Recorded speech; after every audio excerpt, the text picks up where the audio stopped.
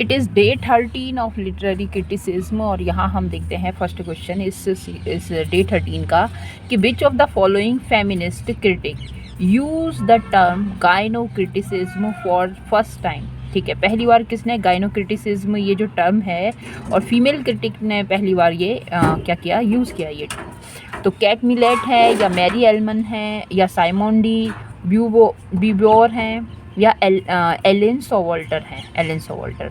तो इसका जो हमारा आंसर है इट इज़ एलिन सोवाल्टर, जिसने फर्स्ट टाइम गाइनो क्रिटिसिज्म ये जो वर्ड है इसको यूज़ किया था, है ना।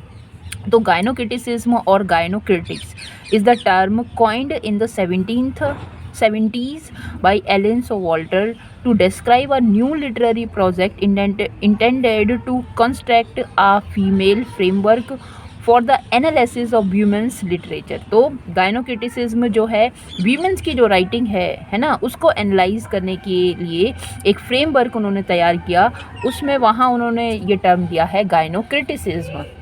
नेक्स्ट हमारा क्वेश्चन है क्या the term campus novel is associated with. तो कैंपस नॉवल कहें या फिर एकेडमिक नॉवल हम इसे कहें, तो कैंपस नॉवल में क्या होता है कि इस तरह की जैसे कि 3 इडियट है, वहाँ पर क्या कि कॉलेज का सीन दिखाया जाता है ना। तो इस तरह की नॉवल जिसमें कॉलेज का सीन दिखाया जाता है उन्हें कैंपस नॉवल कहते हैं।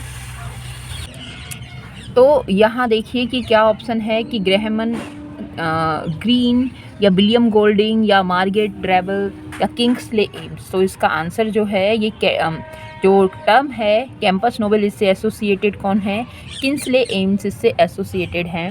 और जो हमारा आंसर होगा वो क्या है, the term campus novel is associated with Kingsley Amis. Sir Kingsley William Amis was an English novelist, poet, critic and teacher. A campus novel is a novel whose main action is, जिसका main action होता है in and around campus और a university, है ना। तो जिसका main action जिस novel का होता है कैंपस में या अराउंड कैंपस या अराउंड यूनिवर्सिटी। नेक्स्ट है the first tragedy written in English. तो भाई ये बहुत इजी क्वेश्चन है, इसको याद रखें। गोरवोडक, गोरवोडक जो है ये फर्स्ट ट्रेजेडी है गोरवोडक, इसको याद रख लो कैसे भी याद रख लो, गोरवोडक फर्स्ट ट्रेजेडी। और होप करती हूँ ये तो याद ही होगा, है ना। इस तरह का क्वेश्चन अगर आ रहा है तो फिर आप समझिए कि सबके लिए कॉमन है।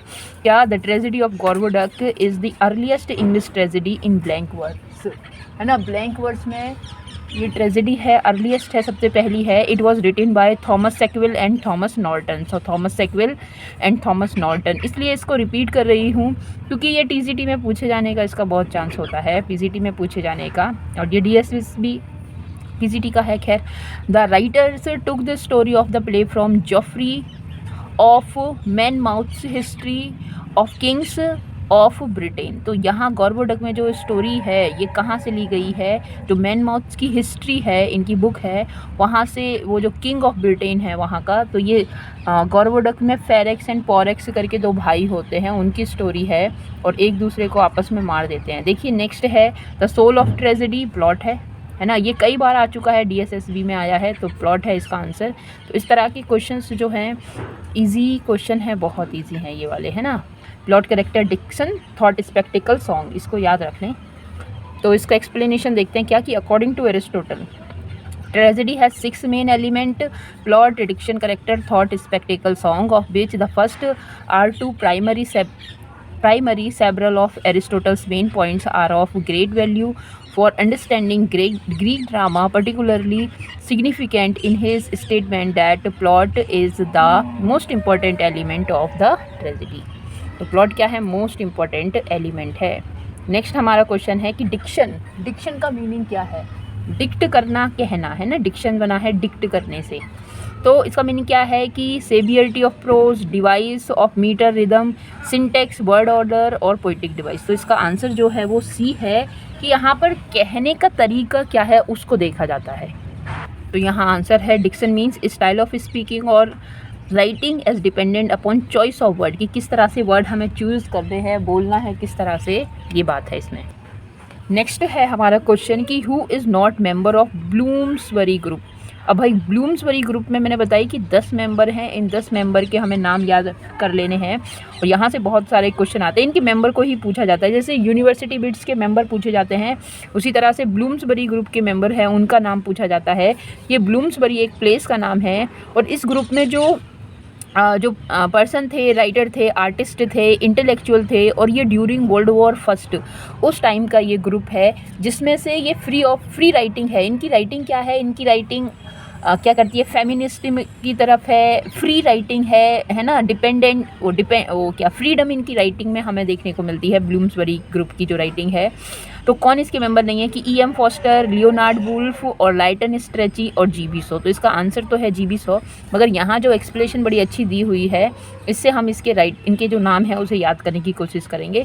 क्या लिखा है, the Bloomsbury group was an influential group, प्रभावकारी ग्रुप था, ऑफ एसोसिएटेड इंग्लिश राइटर, जो संबंधित इंग्लिश राइटर थे उनका, इंटेलेक्चुअल्स का, राइटर, इंटेलेक्चुअल, फिलोसोफर और आर्टिस्ट का। This loose collective of friends, तो ये जो बिखरे हुए जो कलेक्शन था फ्रेंड्स का, रिलेटिव्स का, लिव्ड, वर्कड और स्टडी टुगेदर, रहते थे, स्टडी करते थे, वर्क करते थे साथ साथ में, और कहाँ पर, नियर ब्लूम्सबरी, और कहाँ पे, लंदन में। This group had 10 core member, they are 10 core member यहाँ हैं। और ये यहाँ एक और बात, हाँ, 20th सेंचुरी के फर्स्ट हाफ की बात है, वर्ल्ड वॉर फर्स्ट की बात है, ये याद रखो। अब यहाँ पे 10 मेंबर को हम कुछ याद करने की कोशिश करेंगे, बार बार क्वेश्चन आता है तो बहुत ज़रूरी है कि क्लाइव बेल और वेनेसा वेल। और देखो यहाँ कहा है ना रिलेटिव हैं, तो क्या पता ये दोनों रिलेटिव हो, अब मुझे नहीं पता ज़्यादा इसके बारे में। और क्लाइव बेल आर्ट क्रिटिक थे, Vanessa well post impressionist painter थी। तो क्लाइव बेल और ये वेनेसा वेल को याद रखो। ई.एम. फोस्टर फिक्शन राइटर, भाई ब्लूम्सबरी हमने टीजीटी के लिए तो हमें ई.एम. फोस्टर इसमें याद रखना पड़ेगा, फिक्शनल राइटर हैं। रॉजर फ्राई क्रिटिक रहे हैं, पोस्ट इम्प्रेशनिस्ट रहे हैं, पेंटर हैं।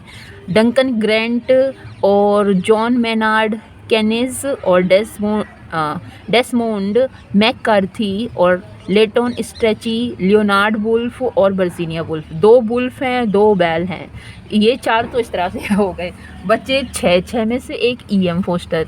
ये 5 तो हमें याद हो गए, 5 जो है और हैं कि रोजर फ्राई, डंकन ग्रेंट और जॉन मेनार्ड और डेसमोंड मैककार्थी। तो ये याद रखने हैं, है ना, 1-2 बार इन्हें पढ़ेंगे तो याद ही हो जाएंगे, क्या पता। अभी तक तो ये सीरीज़ है, इसमें आ जाएगा ये क्वेश्चन फिर से, एक ये दूसरी बार तीसरी बार रिपीट हो रहा है।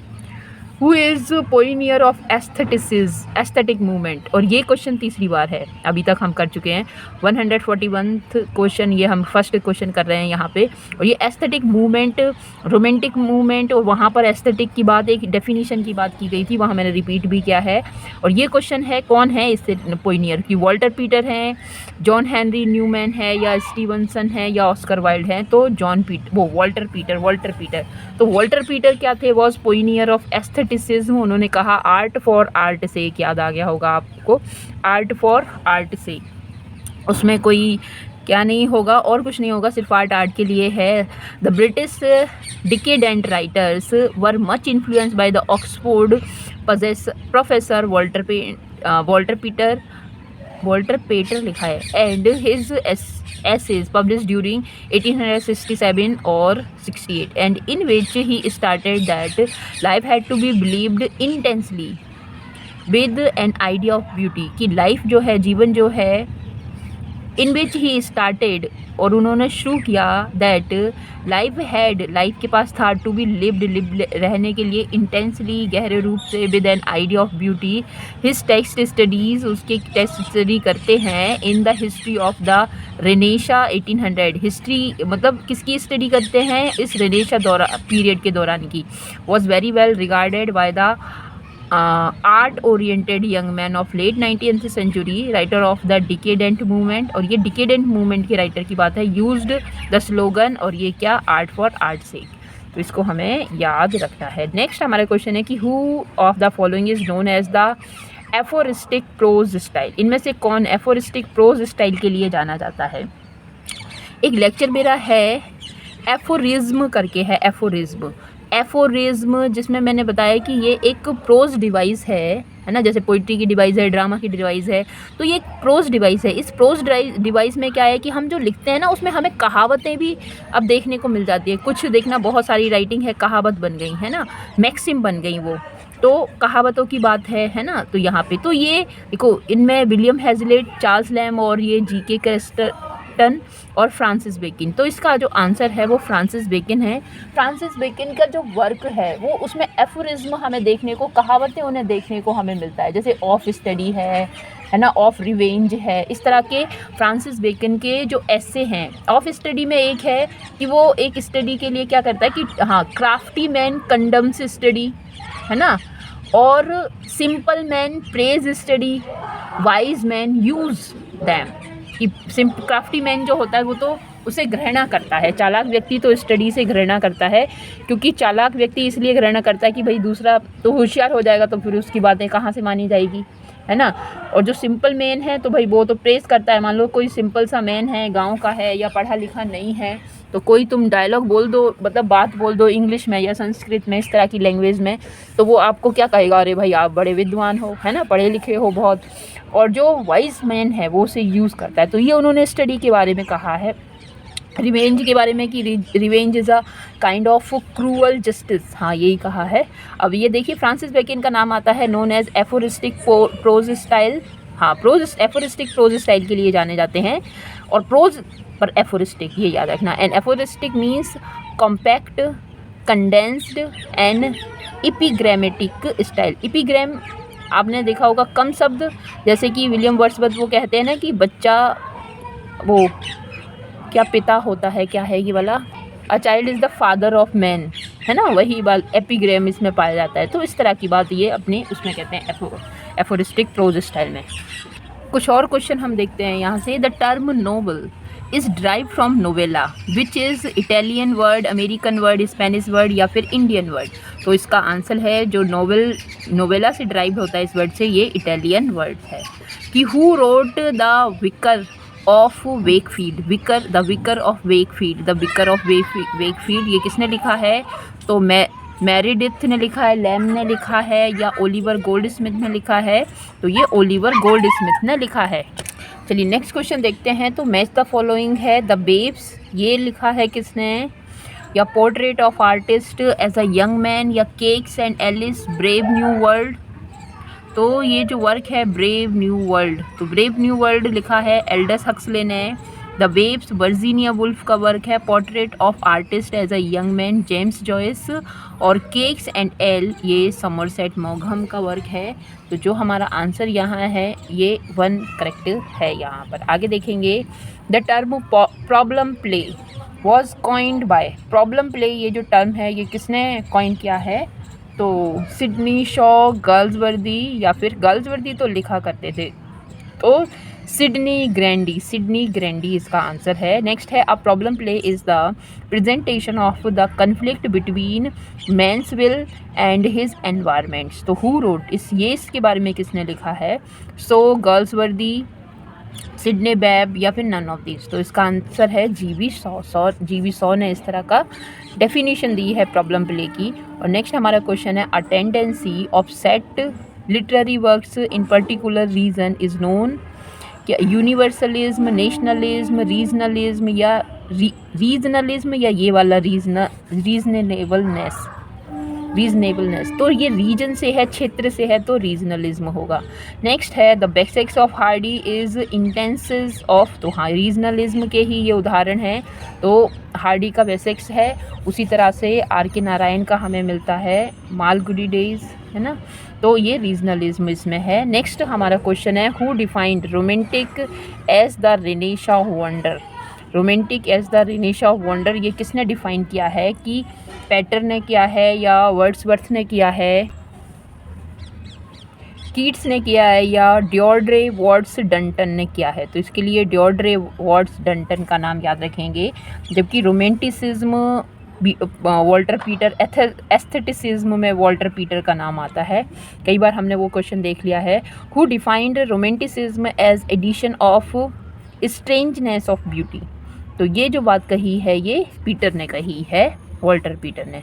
नेक्स्ट हमारा टर्म है, वो क्वेश्चन है क्या कि it is a theatrical device through which an actor expresses his thoughts to the audience alone, कि एक थिएट्रिकल डिवाइस है और जिसके द्वारा एक्टर अपने जो थॉट हैं उसको क्या करता है, एक्सप्रेस करता है ऑडियंस के सामने अकेले।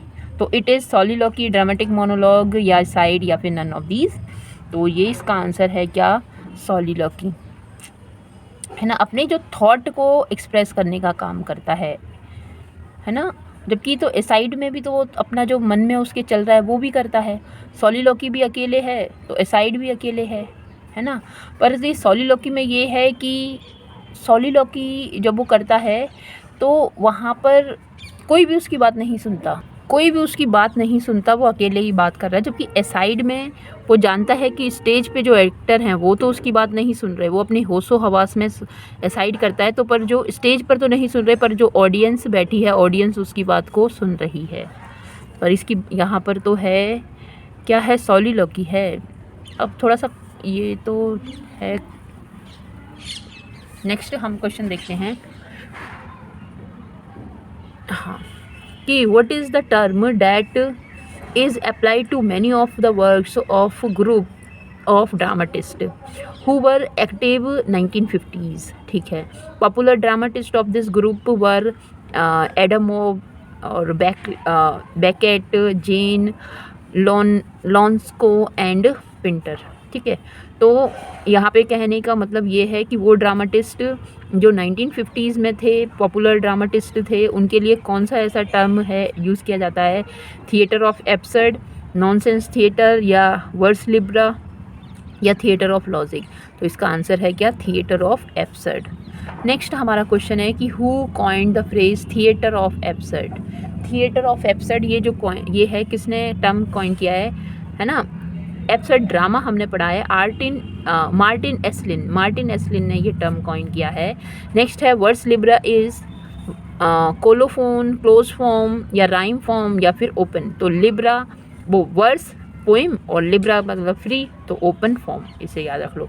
Dark lady appears in the sonnets. तो डार्क लेडी तो शेक्सपियर के सोनेट में क्या होती हैं, दिखाई देती हैं भाई, ये तो आपको पता ही होगा, ये बड़ा इजी है। Who coin the term essay.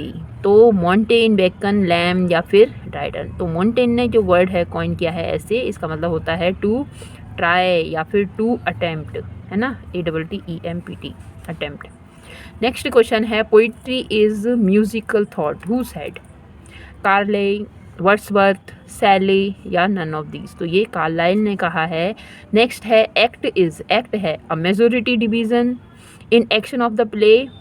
Act में डिवीज़न है, एक्ट में क्या है, एक्ट और सीन। एक प्ले, एक पूरा हमारा कोई वर्क है, उसके 5 तो एक्ट पहले होते थे, 3 भी होते हैं, 1 भी होता है, और फिर उसमें सीन होते हैं। तो एक नोवेल का major division, action of play, acting category in a play, chapter of a play, acting नहीं, ये डिवीज़न है किसी एक्शन का प्ले में, तो ए है। नेक्स्ट है जाउंस इज़ एन यूफेमिज्म फॉर। अच्छा, तो ये इसका आंसर क्या है, ज़ेरे साउंड, गॉड्स लव, या गॉड्स डार्न, या गॉड्स बूंस। तो जाउंस ये है गॉड्स बूंस, है ना, ईश्वर का जख्म।